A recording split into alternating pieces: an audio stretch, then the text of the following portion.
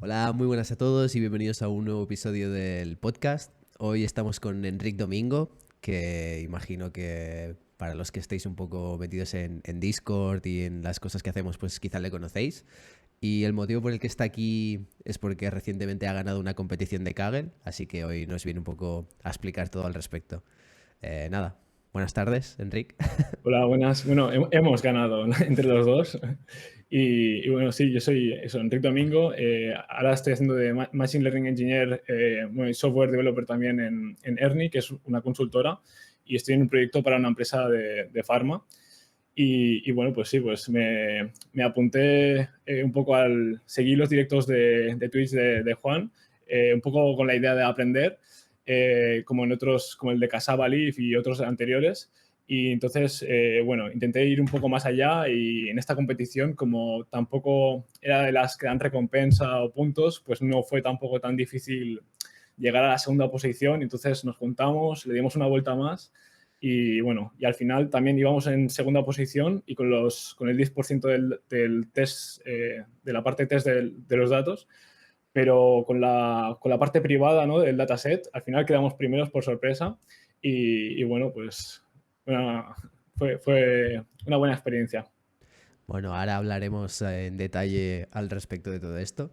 Pero bueno, un poco para empezar, explícanos, pues no sé, por qué te dedicas a esto, qué has estudiado y si puedes entrar un poquito en detalle en tu trabajo, pues qué tipo de proyectos haces, si trabajas con Deep Learning, o Machine Learning o este tipo de tecnologías. Pues sí, pues yo empecé estudiando ingeniería aeronáutica, ¿no? Como tú también estudiaste en Terrassa, si no recuerdo mal, Sí. aunque no coincidimos por ahí.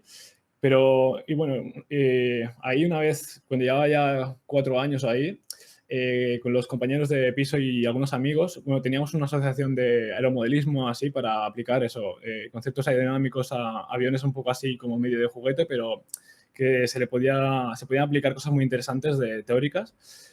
Y luego eso evolucionó más tarde a una empresa de drones y nos mudamos a Castelldefels. Entonces no había acabado la carrera, entonces me cambié a ingeniería informática porque ya me empezó a gustar mucho el tema de descubrir el software entonces y también me llama mucho el tema de la inteligencia artificial. Entonces ya tenía un poco la intención de encaminarlo por ahí con la ingeniería informática. Y eso, estuvimos con la empresa de drones y entonces la carrera de ingeniería informática la llevé online poco a poco y de hecho aún no la he acabado porque no estoy priorizando mucho, lo voy llevando, pero priorizo más el trabajo y este tipo de proyectos. Y estuvimos 5 años con la empresa de drones y hasta hace un año y pico que entre motivos de la pandemia, Brexit y tal, el proyecto se quedó un poco estancado y decidí pues seguir con el proyecto donde estoy ahora, en la empresa esta de Ernie. Y me está gustando ahora, hace unos años, tengo curiosidad también por el sector MedTech, ¿no?, de la medicina y ahí la aplicación de la inteligencia artificial, que cada vez hay más, o sea, sobre todo, por ejemplo, DeepMind con AlphaFold, pero ese es el más conocido, ¿no? Pero hay muchas startups y empresas más grandes, ¿no?, que están innovando mucho y promete, ¿no? Y entonces, el proyecto en el que estoy, el cliente, es una empresa farmacéutica bueno, es interesante, pero no puedo dar muchos detalles de lo que estamos haciendo, pero sí que Es tratamos secreto. con, claro, o sea, no, obviamente no se puede dar muchos detalles, pero sobre todo, y más sector farma, que es un poco más regulado y secreto y todo, ¿no? Pero sí que es bastante interesante los proyectos que se mueven por ahí. Sí, aplicamos eso, Machine Learning para intentar automatizar algunos procesos químicos de farma y tal, ¿no? Entonces, yo lo que hago ahí no es tanto data science como estas competiciones de Kaggle, sino es más software alrededor de los modelos, ¿no? Entonces, yo trabajo mano a mano en un proyecto con un data scientist y entonces él hace sus modelos más en un entorno experimental como los Jupyter Notebooks y demás. Entonces, cuando él le funcionan, yo los cojo, hago la pipeline de datos de entrada, la de salida, hacemos algún dashboard básico y un poco así todo el software alrededor, ¿no? Pero el conocer también cómo se desarrollan estos modelos y cómo funcionan en teoría es como bastante fundamental como para saber integrarlos bien y saber trabajar bien con ellos, aunque yo no los desarrolle desde cero, ¿no? Considero. Muy bien, ¿no? La verdad es que el tema de la inteligencia artificial aplicado al sector salud, farmacéutico en este caso, a mí me parece súper, súper interesante y creo que en unos años va a ser toda un boom, ¿no? Y Sí, quizá sí. incluso gente que se puede estar planteando entrar en el mundo laboral o quizá dar un poco un giro a su carrera para dedicarse al tema de la inteligencia artificial, pues que sepan, ¿no? Que este sector de salud tiene mucho potencial y hay muchísimas cosas que se pueden hacer y muchas interesantes. Hay mucho camino que recorrer. Bueno, yo en general recomiendo, o sea, no por ejemplo, ser así como radical de métete en salud sí o sí a muerte, ¿no?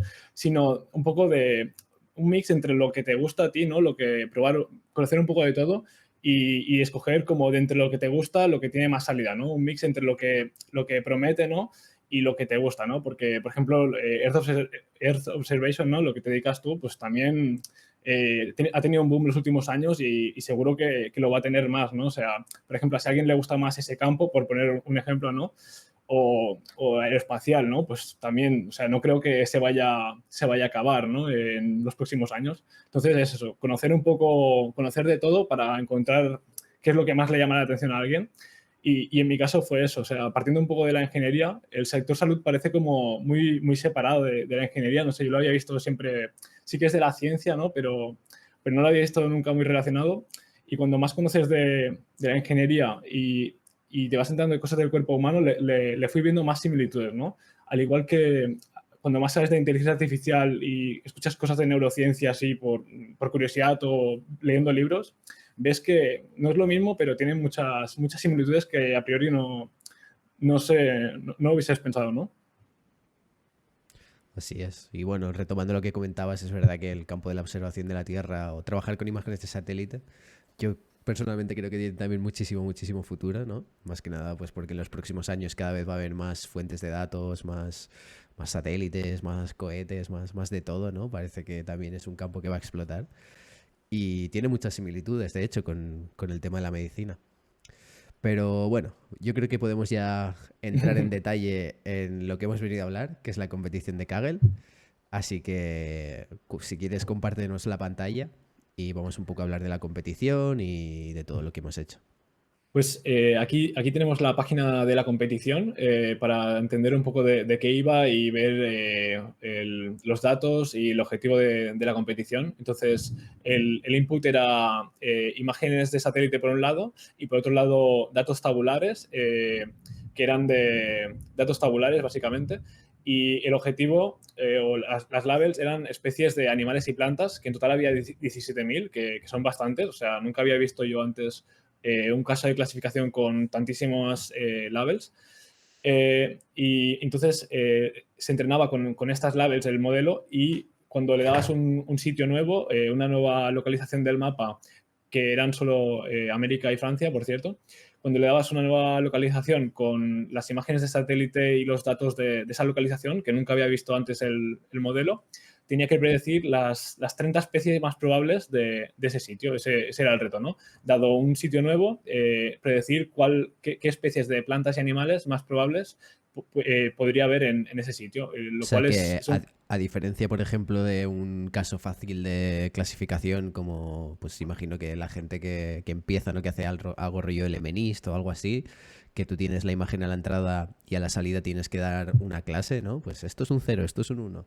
En este caso no era tan así, ¿no? No tenías que dar una clase, sino que tenías que dar 30 de entre Claro, estas 17.000, ¿no? ¿Has dicho que eran? exacto. Sí, unas 17.000, ahora no me acuerdo exactamente, creo que lo pone por aquí, bueno, lo resume 17.000, eran 17.000 y algo, ¿no? Pero sí, o sea, predecir al final cuando tú predices, ¿no? En una tarea de clasificación, no de regresión, sino de clasificación, le das de todas las clases posibles, coges las probabilidades para dicho sitio, ¿no? El modelo te predice de cada clase la probabilidad de que sea esa, ¿no? Entonces tú coges las 30 que tienen más probabilidades de salir, ¿no? En este caso. Esto, por ejemplo, pues en los papers, ¿no? Es muy típico ver la gente que publica modelos entrenados en ImageNet, que también es un dataset, en ese caso, una clasificación a 1000, clases diferentes, pues te dan el top one error, ¿no? Es decir, si tienes que Exacto. dar solo una, y el top 5 error te dan a veces, ¿no? Es decir, mira, Sí, es muy difícil una entre 1000, pero bueno, si la clase buena está entre las 5 primeras, pues ya lo damos por bueno. Y en este caso es algo claro, similar, pero con 30, ¿no? Todavía más. Esto hace claro. que el error quizá no sea muy grande, pero aún así es una tarea muy, muy complicada. Y como Ujú. comentabas, ¿no? Para a la entrada de los modelos tenemos, aquí si subes un poquito, ¿no? Podemos ver estos ejemplos. Tenemos las imágenes de satélite. Tenemos también información sobre el uso del El- terreno, ¿no? Estos son, Es cierto, pues, sí, me había olvidado el terreno, la altitud del terreno, que sería este de aquí, y exacto. luego el tipo de suelo que hay, ¿no? Si es suelo urbano o desierto o bosque o es agua. También había estas capas que sí eran interesantes también. Eso si vamos a la parte de data, quizá ahí lo podemos ver un Sí, poquito mejor, ¿no? ahí sí, hay mira, ejemplos un poco más, sí, más reales. Entonces sí, había eso, RGB, el Near Infrared, y luego la capa de altitud y land cover. Ujú. Yo creo que estas dos no daban tanta información como estas, ¿no? Tenían, creo que si no me equivoco, el mismo tamaño. Bueno, estas son tres capas, esta de una, pero son todas de 250 por 250 píxeles o 256, no me acuerdo. Y estas no me gustaba tanto a veces añadirlas de así tal cual en las backbones, porque creo que no aportaban tanta información como estas, ¿no? Porque al final, aquí muchos píxeles, eh, se, uno al lado del otro tienen la misma formación, ¿no? Son muy redundantes aquí los píxeles. En cambio, aquí sí que, claro, aquí un grupo de píxeles puede ser un árbol o puede ser una casa, ¿no? Da mucha más información, yo creo, estas capas que estas. Por eso, un poco, luego haciendo feature engineering, ya lo hablaremos, ¿no? Pero me pareció interesante resumirlas, ¿no? Hacer, sacar la información más resumida. Y como comentabas también, además de estas imágenes, había más datos que podíamos utilizar, Exacto. ¿verdad? No sé si aquí Sí, lo explican también en este apartado. sí, creo que sí. Aquí, vale, son 19 datos por cada geolocalización, te dan 19 datos bioclimáticos, y luego 8 de pedologic le llaman. Ahora no recuerdo exactamente el detalle, en su día sí que lo estuve mirando hace ya creo un mes o así de la competición, pero me acuerdo, me suena haber visto datos de la temperatura máxima en no sé en todo el año o en tal mes, o humedades medias, y no sé si me equivoco o no, pero creo que también había datos del terreno y otros así. No Claro, sé si la calidad del suelo, y todo esto no son imágenes, claro. por lo tanto aquí tenemos la complejidad, ¿no? De a ver cómo combinamos en un solo modelo usar imágenes y usar otro tipo de datos, ¿no? Que es lo que hablaremos.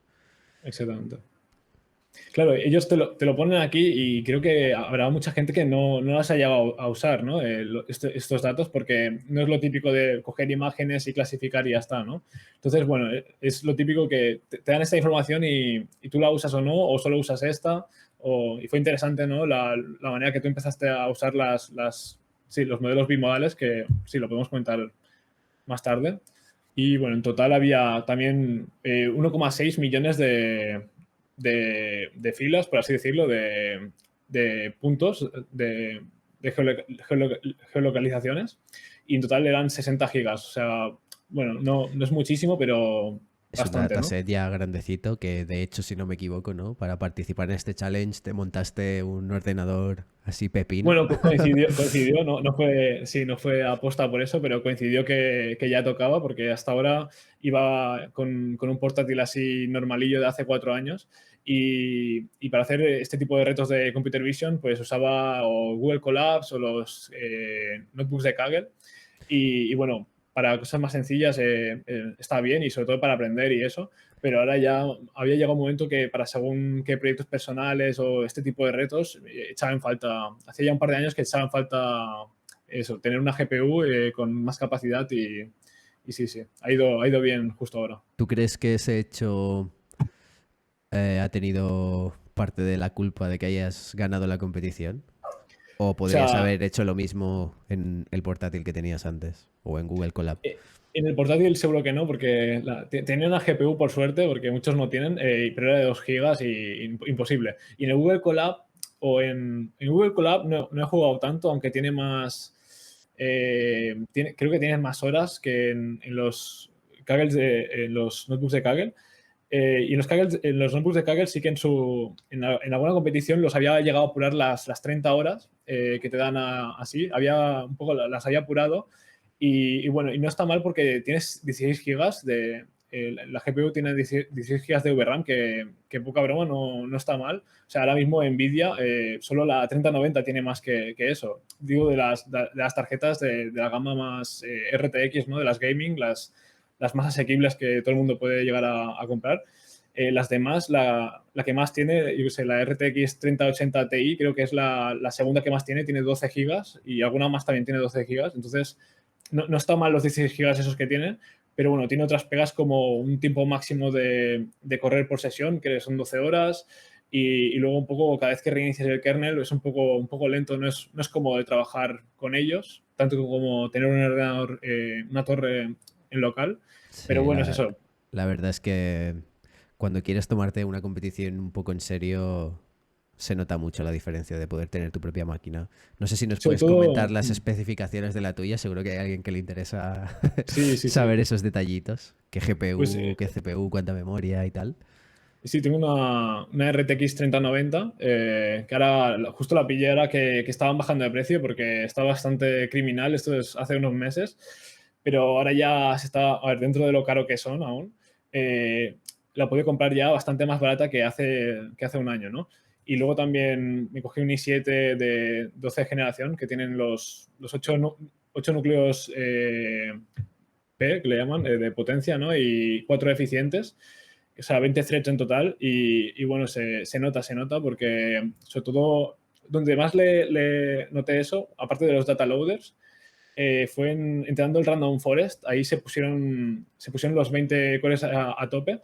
Y luego de RAM tengo 64, sí, 64 gigas de RAM, que también para entrenar Deep Learning igual está bien, o sea, igual es lo justo para 3090, yo creo, porque no está a tope, pero igual está todo el rato entre 40 o 50 gigas llena,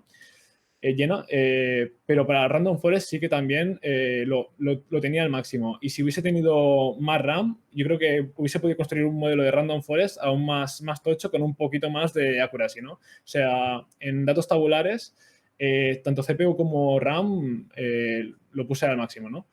Y sí, eso es un poco el resumen. Y es eso, es un ordenador que no es para gaming ni es para, o sea, solo se lo puede montar alguien que vaya a usarlo como uso profesional o este tipo de retos o proyectos. No solo es para competiciones, pero va a ir muy bien para competiciones. Pero es Un eso, no se lo... poco un hobby, como el que se Sí. compra una bici o Bueno, un hobby, pero sí, en parte sí, pero es como un training también laboral, ¿no? Un poco. O sea, una no es solo inversión eso, porque, también. claro, es un mix. Si fuera solo un hobby, no sé si, claro, si valdría la pena gastarse todo el dinero. Pero aparte también, obviamente me gusta el tema, entonces sí, es medio hobby, medio... Vale, pues vamos a ver la leaderboard para que la gente se crea de verdad que has ganado este challenge. Bueno, hemos ganado. Aquí está el Sensio Team, que eso, después de llegar a tu versión y poder replicarla, no haciendo copy-paste de tu GitHub, sino picando cada línea de código y tal para realmente entenderlo, ¿no? Luego fue eso, intenté ir un poco más allá para entenderlo mejor, que hay cosas que las copias y crees que sabes lo que hacen, pero hasta que no tienes que cambiarlas o intentar mejorarlas, realmente no interiorizas lo que hacen. Esa fue un poco la intención. Y entonces me puse el segundo y fue cuando te comenté para juntarnos en equipo.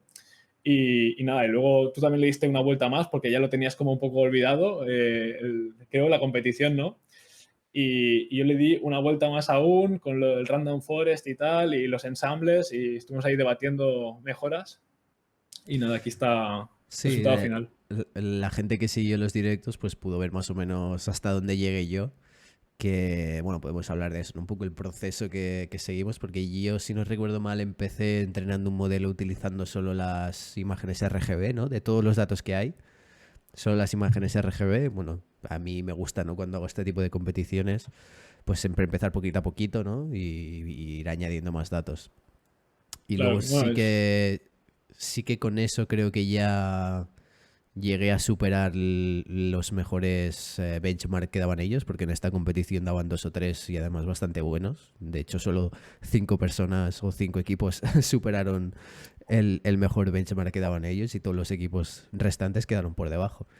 pero aún así, estos benchmarks, tú también lo comentaste, son un poco difíciles de, o sea, de replicar o de entender cómo han conseguido, Sí, con lo que dicen sí, aquí. yo la verdad que usando esos hiperparámetros no conseguí llegar a esos resultados, la verdad. Claro, Y encima eso es el muy batch raro, size. un batch size Ujú. tan pequeño, un learning rate tan Claro, alto. claro. Sí, sí. Y la ResNet 50, que de hecho a mí todos los modelos que me han funcionado mejor siempre han sido un poco más pequeños. Pero bueno, en cualquier caso, el proceso fue un poco primero eso, ¿no? Hacer un modelo basado en redes neuronales, una red neuronal convolucional, que creo que era una ResNet 18, que utilizaba solo las imágenes RGB como fuentes de datos. Y luego a eso añadirle los datos tabulares que comentabas antes en un modelo multimodal, ¿no? Que básicamente, ahora lo explicaremos con un poco más detalle, pero la idea es que tú utilices una red neuronal para extraer las características visuales de estas imágenes y luego con estas características que tú obtienes, antes de llegar al clasificador final, las juntas con las características que extraes de estos otros datos, en este caso tabulares, que en la solución que hice yo era simplemente una capa lineal de un perceptro multicapa con una sola capa, y luego eso es lo que le das al clasificador final y es una solución muy sencilla y que suele funcionar bastante bien. Vale, pues aquí tenemos un esquema que hice al final de la competición, cuando lo tenía fresco un poco todo lo que hicimos, para visualizar más rápido la solución, y también la expliqué en la discussion board, la solución final, pero de esta forma yo creo que se entiende mucho más rápido, tanto la gente que entiende del tema como la que no, ¿no? Porque incluso los que entienden un poco de PyTorch y han peleado antes con esto, tendrían que dedicarle un buen rato a entender cada clase y cada parte del código, y cuál es el workflow de cuál empieza, dónde empiezan los datos, el data loader, dónde está el módulo y cómo es esa estructura, y luego la inferencia. Entonces, de esta forma, en una sola, vale más una imagen que 1000 palabras, en resumen, ¿no? Entonces, bueno, aquí tenemos lo que hemos explicado antes de los datos, las imágenes y los datos tabulares. Y aquí, pues eso, la label, la Y, que es para cada observación, el ID de una especie entre eso, 17.037. Entonces, eso se separa en lo que comentábamos antes, en imágenes, o sea, datos no estructurados, y datos tabulares, ¿no? Datos estructurados. Y claro, cada uno tiene su preprocesado, y en las imágenes también data augmentation. Y entonces, aquí hay el ensamble final, el que mejor me resultó, fue dos de estos modelos bimodales que comentábamos, y luego el random forest que estuve probando luego, ¿no? Y bueno, sí, la estructura de los datos de los modelos bimodales es la que desarrolló Juan en los directos y eso. Yo pues estuve jugando un poco con ellas, cambiando las backbones aquí, probando de poner más capas en las fully connected, y también aquí probé de poner alguna más. Y eso, tampoco cambiaba tanto como esperaba. Pero bueno, creo que, como comenté en su día también en el chat del Discord, lo interesante de esto es, aunque los modelos tengan en total accuracies parecidas, si tienen una estructura suficientemente diferente entre ellos, el ensamble seguramente quedará mejor que si los modelos fueran más parecidos entre sí, ¿no? Porque es eso, al hacer el ensamble depende de la estrategia que se use, pero eso también lo discutimos y probamos diferentes. Pero el ensamble lo que consigue un poco es que coger en lo que más destaca cada modelo, ¿no? Que aunque en total sean igual de buenos, cada uno tiene sus particularidades, y con una buena estrategia de ensamble se pueden coger de los mejores votos o las mejores clasificaciones o probabilidades de cada modelo, ¿no? De hecho, esto Y lo estábamos comentando antes, comparando esta solución con los que habían quedado segundos, ¿no? exacto. Y los segundos clasificados habían hecho un ensamblado que ahora hablaremos en esto que para qué sirve, ¿no? Y si realmente, que yo creo que sí, ¿no? Es algo muy importante para ganar este tipo de competiciones. Pero ellos habían hecho un ensamblado de muchos más modelos, ¿no? No sé si decían 10 o por ahí, pero todos ellos eran del tipo, ¿no? Como el primero que tienes aquí en esta figura. Entonces, Sí, esto es lo que estabas comentando, ¿no? Es mejor un ensamblado con pocos modelos, pero modelos muy diferentes, que aquí la clave es que hagan errores diferentes, ¿no? Para que se puedan ayudar entre ellos lo máximo posible, que un ensamblado de muchísimos modelos, pero son modelos muy parecidos que al final van a hacer errores muy parecidos. Esto de exacto. hecho es en el blog, justo hace unos días he subido un post hablando sobre modelos de ensamblado y pronto subiré un vídeo, así que para la gente que esté interesada más en qué es esto de los modelos ensamblados y para qué sirve, pues también le podrá echar un vistazo para entenderlo mejor. Pues sí, ahora, como te comentaba antes, en su día leí hace unas semanas la solución del segundo, que está ahí en la discussion board, y es eso, no recuerdo exactamente, es un post largo y detallado, y no recuerdo exactamente los detalles, pero no sé si ni siquiera si usaban una red bimodal con datos tabulares, porque leyéndolo así por encima me pareció que solo vi que tenían dos backbones de imágenes. No sé si separaban RGB por un lado y alguna de las otras por otro, y eso, me quedé con eso, ¿no? Que era como modelos más solo de imágenes, tenían 10 modelos, creo, de ensamblado, pero es eso, eran con solo datos de imágenes y más parecidos entre sí. Y las backbones probaron algunas, pero por ejemplo creo que MobileNet no la probaron. Y por otro lado también tenían un hardware más potente, creo que tenían un RIC de 4 3090, o sea, 4 veces más GPUs que en mi caso, por ejemplo. Y es curioso, ¿no? Eso, un ensamblado de más modelos con un hardware más potente, pero no es suficiente eso, ¿no? O sea, eso es una parte, pero también la estrategia es un poco de todo, ¿no? Un balance entre hardware, la estrategia y saber la feature engineering, trabajarla bien, ¿no? Y aquí vemos también que aplicaste Test Time Augmentation. Para quien no sepa esto qué es, no sé si lo puedes explicar rápidamente. Pues yo creo que es parecido un poco al ensamblado, ¿no? Al final es hacer data augmentation a los datos de test. O sea, antes de hacer inferencia, cuando ya el modelo está entrenado y quieres simplemente predecir, pues es coger las imágenes que cogería de entrada. En este caso, en datos tabulares no lo aplicamos porque es más complicado hacer data augmentation, pero las imágenes es pues hacer random crops o flips o a veces también cambiar un poco el brillo o hacer lo que harías en data augmentation para el training, pero aplicarlo en la inferencia, en la predicción, y en vez de predecir para cada caso una vez una imagen y ya está, para cada caso coges la imagen y eso, haces 5 predicciones con 5 transformaciones distintas, entonces solamente tienes resultados distintos y haciendo un ensamble de esos resultados del mismo caso, seguramente o lo que suele pasar es que te da mejor accuracy, ¿no? Porque puede ser que una imagen, justo como la tiene aquí, no la haya visto antes en los entrenamientos, ¿no? Pero girada un poco o con ligeros cambios, ya sea algo más parecido a lo que ha visto antes en los entrenamientos. Entonces, al sumarlos todos y hacer el average, suele dar mejor resultado, ¿no? O sea, no solo estamos haciendo un ensamblado de modelos, que en este caso serían tres modelos, serían tres predicciones, sino que además para los dos primeros modelos, ¿no? Los que tienen imágenes, para cada imagen además sacas muchas predicciones con diferentes versiones de la imagen. Al final lo que tienes es un montón de predicciones diferentes y que de alguna forma pues las juntas para obtener una, ¿no? Entonces aquí quizá puedes también comentar porque sí que fue un detalle importante, ¿no? Durante el challenge, porque tú lo hacías de una forma y yo lo hice de otra y daba No, resultados distintos.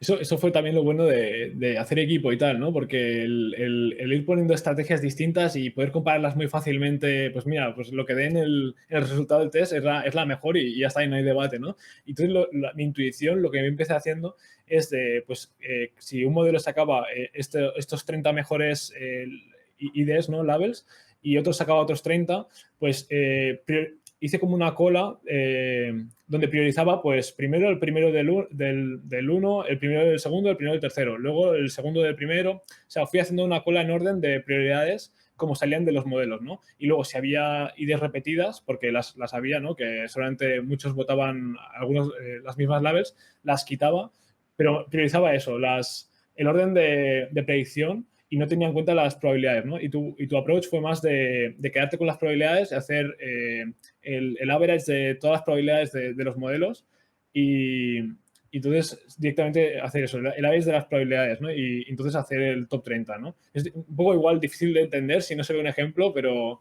a ver si se ha entendido más o menos. Y yo pensaba que, no sé, que con el top 30 error sería mejor eso, que habría más probabilidades de que algún modelo sacara entre las top 30 alguna, de las primeras alguna que sí fuera y diera mejor resultado. Pero es eso, probando uno y el otro, dio mejor resultado y por bastante creo tu estrategia de average y así, o sea, es difícil de entender, o por lo menos a mí, por qué da tan buen resultado esa estrategia y no la otra, pero bueno, lo bueno es eso, poderlo probar y sí, sí. Bueno, es al final la estrategia más estándar de juntar predicciones de diferentes modelos, ¿no? De técnicas de ensamblado. En el caso de la clasificación, que es muy fácil, que los modelos simplemente pues te dan una probabilidad, es calcular la media y ya está, ¿no? Es lo que se llama un botting classifier, un soft botting classifier. Pero bueno, algo también muy interesante que me gustaría que comentases es el tema de los datos tabulares. Porque yo, por ejemplo, en mi solución lo que hacía era coger las 4 fuentes de... Bueno, comentaba antes que empecé haciendo solo el RGB, pero luego poco a poco fui añadiendo más fuentes de datos, ¿no? Primero el RGB, luego el RGB más los vectores estos del entorno, estos 27, pero luego además las otras fuentes de imágenes, ¿no? El canal este del infrarrojo, la altitud, el land cover, porque esto es una recomendación que creo que a todo el mundo le puede servir cuando haga este tipo de competiciones, es utilizar todos los datos que te den y si incluso puedes encontrar más datos de otras competiciones antiguas o otros datasets que te sirvan, incluso utilízalo, ¿no? Porque al final puedes probar muchos modelos, modelos más grandes, más pequeños, ensamblado, pero si tienes más datos, eso es lo que más te va a ayudar. Entonces, yo lo que hacía era una solución más end-to-end, ¿no? Que es lo que a mí siempre más me gusta probar, que es directamente usar los datos como me los den. Si son imágenes, pues con redes neuronales convolucionales, por ejemplo, para extraer las características. Pero tú hiciste una estrategia diferente, ¿no? Para tratar el tema de la altitud y las clases del land cover. No sé si nos podrías comentar esto, cómo lo trataste. Sí, pues como comentaba antes, cuando hemos visto los datos, que decía que al ver un poco más en detalle, me parecía que las capas de altitud y de land cover, es eso, tenían igual 250 por 250 píxeles, pero que había mucha redundancia y no por tantos píxeles no aportan tanta información. Vi un poco, me dio la sensación, ¿no? Entonces, no sé si lo hice, sobre todo en los datos tabulares sí que para el random forest sí que lo hice todo y para las backbones de MLPs creo que no lo hice todo, pero las land covers lo que hice fue, en vez de coger los 250 por 250 píxeles, que los píxeles eran de 1 a 34 o así, según la clase de terreno que era, ¿no? Pues en vez de coger eso, que eran, ahora no me acuerdo exactamente, pero eran del orden de 10.000 números, hice empecé haciendo un one-hot encoding, que es, pues si sale la clase 1, la 3 y la 5, haces un vector de 34 ceros y solo pones uno en la posición 1, en la posición 3 y la posición 5, ¿no? Eso sería el one-hot encoding normal, ¿no? Y así para otros casos. Pues como vi que igual en una imagen salía, pues yo qué sé, de agua salía muy poco y casi todo era otro tipo de terreno, que no había la misma proporción de clases, luego, aparte de hacer one hot, no solo puse uno, sino puse el valor porcentual como una softmax. O sea, si en una imagen, por ejemplo, había 90% de terreno y 10% de agua, pues en el terreno le ponía un 0.9 y en el agua ponía un 0.1, ¿no? Entonces seguía siendo una forma compacta de tener la land cover, pero con un poco más de información que solo el one hot, ¿no? Y en el Así no altitud, solo le indicabas al modelo la presencia de una clase, sino además la cantidad. exacto. Exacto. Me pareció igual, ese detalle en concreto no llegué a hacer un entrenamiento entero con una versión y con la otra, ¿no? Pero me pareció que por el mismo precio se daba un poco ahí un matiz un poco más, ¿no? Solamente algo mejor saldría, yo creo. Sí, sería muy Eh, interesante haber hecho una sí. comparativa, no solo de esto, del efecto de utilizar estas dos formas diferentes de representación que tú comentas y además comparada con utilizar directamente la imagen. Sí, muchos de esos, o sea, hubo muchos de este tipo de experimentos de pequeños matices en los hiperparámetros, en poner una capa más, en muchos de estos, y algunos sí que pude hacer un entrenamiento entero solo con ese, o sea, como era antes y con ese cambio, pero había algunos mira, se me ocurrían 2 cambios o 3 de golpe y como cada entrenamiento igual podía tardar entre 1 hora y pico, 3 horas o 4 por cada época. Pues es como cada época tardaba, eso, depende, entre 1 hora y pico creo que me tardaba a mí y 4 horas, pues no podía, no, y eso era solo una época. Para que diese buen resultado a veces, no sé si eran unas 3 4 5 epochs, no sé si en tu caso también recuerdas, creo que el learning rate o el early schedule se cortaba a las 4 5 epochs, 3, entonces era muy caro probar pequeños experimentos por separado y algunos como este no los podí llegar a ver por separado. Pero bueno, me pareció que directamente era mismo tamaño de los datos y con un matiz más y lo dejé ya así. Y luego la altitud, que sale aquí el segundo punto, lo que hice fue simplemente en vez de otra vez 250 por 250 píxeles de altitud, fue coger simplemente la mediana, el máximo y el mínimo, o la diferencia entre máximo y mínimo, probé alguna estrategia así, pero resumir todos estos píxeles en 2 3 o 4 valores, ¿no? Y luego también, esto sí que solo lo hice en el Random Forest. Como el Random Forest no tenía nada de estas imágenes, lo que hice fue, que nunca lo había probado antes y no sé si es muy bueno o no, tampoco lo pude probar por separado mucho, fue coger de la capa R, de la G, de la B y de la NIR, de las 4 capas, coger los percentiles 25, 50 y 75, ¿no? O sea, el valor de píxel, de intensidad de píxel, 25%, 50 y 75, ¿no? Me pareció como, así pensando en una forma resumida de más o menos decirle qué matiz de color de average hay en toda la imagen, que no es lo mismo que haya un verde intenso como puede haber en una montaña elevada que un marrón del desierto, ¿no? Esa era un poco la idea. Pues introducirle esta información de forma súper resumida en 12 valores, ¿no? Porque son 3 por capa, los 3 percentiles por cada capa. Entonces fue este el añadido, ¿no? Y sí que ahí, ahora no recuerdo exactamente, pero lo comenté en el Discord, cómo mejoró en el Random Forest, a partir de la baseline que habían hecho ellos ahí en el discussion board de la competición, y cómo fui añadiendo estos datos y luego mejorando los hiperparámetros hasta mejorar bastante la accuracy del Random Forest. Y eso es un poco lo que hice de Feature Engineering para añadir aquí información tabular de lo que son imágenes. No, muy interesante la verdad. Y hablando un poco de las herramientas que utilizaste, vemos aquí que tienes pues PyTorch, Lightning, Weights and Biases. ¿Las conocías ya? ¿Las habías utilizado? ¿O utilizaste de nuevo alguna que te pareció interesante? ¿O crees que te ha ayudado a ganar la competición? ¿O crees que podrías utilizar algunas otras alternativas que fuesen mejores? Pues sí, básicamente, o sea, estas son las principales que usabas tú también en tu versión y que pues, yo cogí para no añadir nada más, ¿no? De lo que tenías, por así decirlo. Y por suerte ya las conocía todas y las había tocado todas, por lo menos en el Casaba, en la competición de Casaba, por ejemplo, yo creo que ya usabas más o menos todas estas. Scikit-learn igual no tanto, o igual solo para el preprocesado, no recuerdo, pero bueno, ya por suerte las conocía y fue un buen... Igual algunas hacía tiempo que no las tocaba, como PyTorch, Lightning tanto, o Weights and Biases, y fue bueno para refrescarlo, que era mi principal intención al participar y al ver lo que estabas haciendo. Bueno, algo destacable es suerte que ya las conocía de antes, porque son como muchas capas, ¿no? Es una cebolla con muchas capas, desde la teoría de estadística y deep learning teórico básico sin framework, luego está PyTorch, luego, bueno, por debajo también NumPy y todo eso. pero luego está PyTorch y PyTorch Lightning por encima, y luego la capa de Weights and Biases, y es como una cebolla de muchas capas, que es algo que desde cero ponerte a tope con esta competición igual es imposible, ¿no? Asimilarlo, porque tú ya vas de golpe con el PyTorch Lightning, claro, pero tienes que entender lo que te está ayudando a hacer PyTorch Lightning, ¿no? Tienes que haber trabajado antes con PyTorch para entender un poco qué está pasando por debajo, ¿no?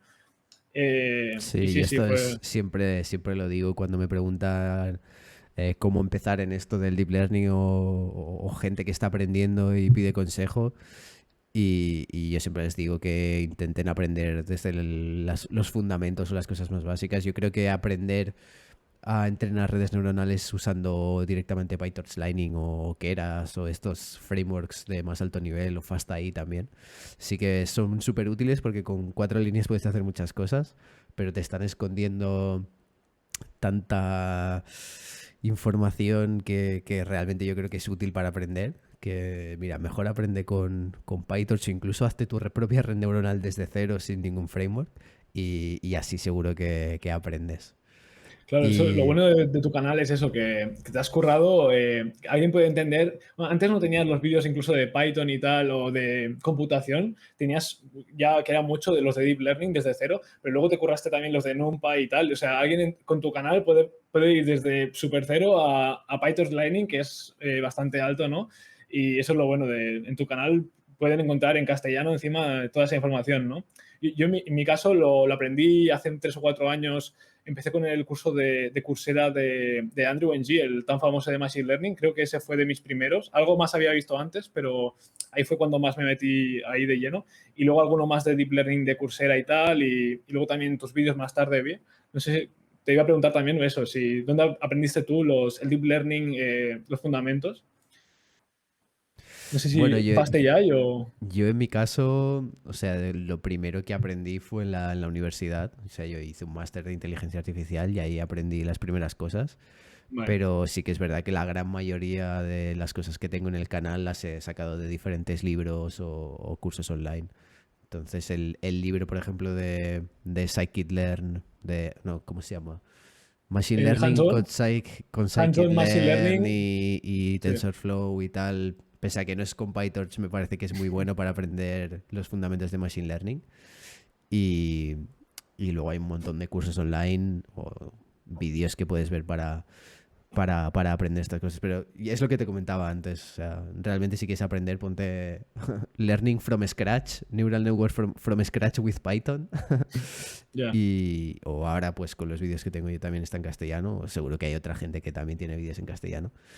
Pero es lo mejor. Y pues vale, lo vamos a cerrar ya. Entonces, llevamos ya casi una hora, me parece que está bastante bien, hemos hablado un montón. En cualquier caso, si alguien tiene cualquier pregunta, que lo ponga en el Discord o en los comentarios de este vídeo, ¿vale? Esto estará en YouTube, entonces cualquier duda, comentad ahí y yo mismo o Enrique os contestaremos. Y nada, para acabar, no sé, un poco de conclusiones o reflexiones, consejos para gente que esté pensando en participar en este tipo de challenges.